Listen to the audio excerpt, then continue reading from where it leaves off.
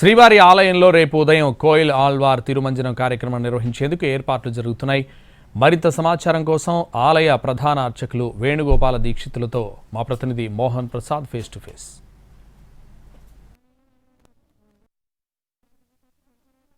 శ్రీవారి ఆలయంలో రేపటి రోజున కోయిల్ ఆళ్వార్ తిరుమంజన కార్యక్రమాన్ని నిర్వహించనున్నారు. ఏడాదికి 4 సార్లు ఈ కోయిల్ ఆళ్వార్ తిరుమంజన కార్యక్రమాన్ని నిర్వహిస్తారు.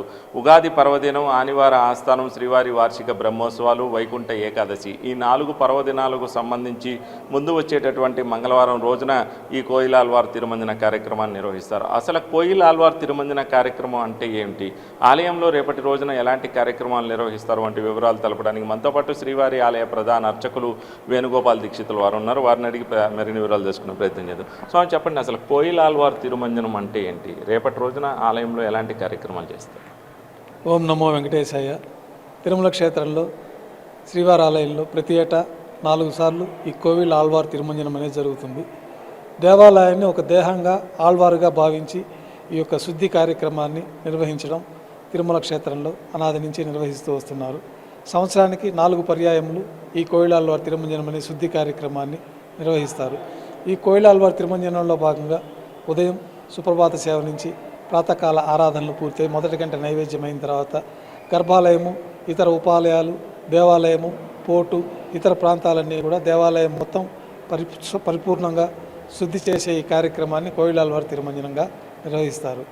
ప్రాతకాల ఆరాధనలు నైవేద్యం పూర్తయిన తర్వాత గర్భాలయంలో స్వామివారి చుట్టూ తెల్లటి వస్త్రాన్ని ఆచ్ఛాదనంగా ఏర్పాటు చేసుకొని గర్భాలయంలో ఉన్న దేవతామూర్తులు, సింహాసనాలు, దీపాలు, అఖండాలు మొత్తం బంగారు వాకిల్లోకి తీసుకొచ్చి బంగారు వాకిల్లో ఉత్సవమూర్తులందరికీ విశేషంగా ఏకాంత తిరుమంజనాన్ని నిర్వహించడం, తర్వాత సన్నిధిలో ఉన్న ఈ అఖండాలు, ఇతర స్వామివారి పాత్రలు, దీపాలన్నీ కూడా శుద్ధి చేసే కార్యక్రమాన్ని చేసి తర్వాత గర్భాలయంలో గోడలకి పేరుకుపోయిన మసినంతా కూడా వేడి నీటితో శుభ్రంగా చేసి ఆ గర్భాలయంలో కొత్తగా ఈ పరిమళం అనే ద్రవ్యాన్ని మేళతాళాలతో ఊరేగింపుగా విమాన ప్రదక్షిణంగా తీసుకొచ్చి స్వామివారి గర్భాలయంలో గోడలకంతా కూడా లేపనం చేయడం అనే కార్యక్రమాన్ని కోయిల్ ఆళ్వార్ తిరుమంజనం అంటారు.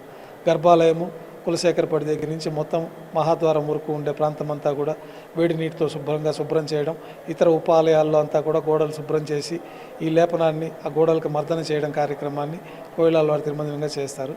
అనంతరం ఈ కార్యక్రమం పూర్తయిన తర్వాత యథావిధిగా సింహాసనాలు, దీపాలు, అఖండాలు అంతా కూడా గర్భాలయంలోకి చేర్చడం, గర్భాలయంలో స్వామివారి పైన ఉండే కురాళ్ళాన్ని కూడా కొత్తగా మనం నిర్మాణం చేసుకోవడం, ఈ కార్యక్రమాలన్నిటితోటి కోయిల్ ఆళ్వార్ తిరుమంజనం పూర్తవుతుంది.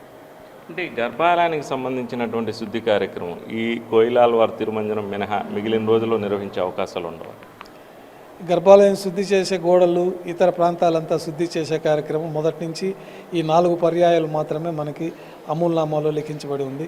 అమూల్నామాను మనం అనుసరిస్తూ ఈ 4 సందర్భాల్లో మాత్రమే ఈ యొక్క కార్యక్రమాన్ని నిర్వహిస్తూ ఉంటాము. మిగతా టయాల్లో అంతా కూడా ఈ కార్యక్రమం నిర్వహించాలంటే ఎక్కువసేపు లైన్ అంతా ఆపేయాల్సి ఉంటుంది. ఈ కార్యక్రమం అంతా భారీ ఎత్తున నిర్వహించాల్సి ఉంటుంది. కాబట్టి మొదటి నుంచి తిరుమల ఆలయ సాంప్రదాయంలో మనకు అమూల్నామాలో ఉన్న విధంగా ఈ 4 పర్యాయాలు మాత్రమే ఈ కోయిల్ ఆళ్వార్ తిరుమంజనం నిర్వహించడం జరుగుతుంది.